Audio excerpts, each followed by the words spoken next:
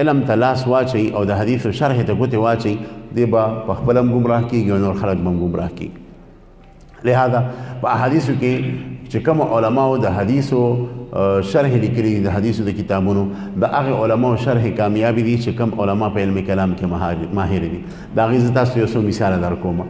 د بخاري شریف تقریبا د 300 نه زیات شرح لیکلي شوي دي.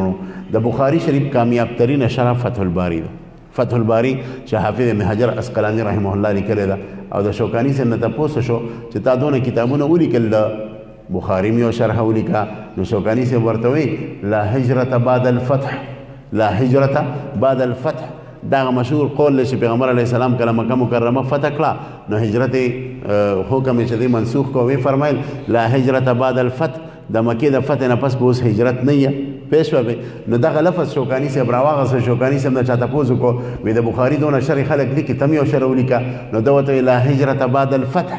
فتح الباري غونته شرح چې ولیکل شوه اوس ما ته ضرورت د شرح لیکلو پاتې نشو. پیش شوی دونه کامیابه شرح. سپیکر بند شو.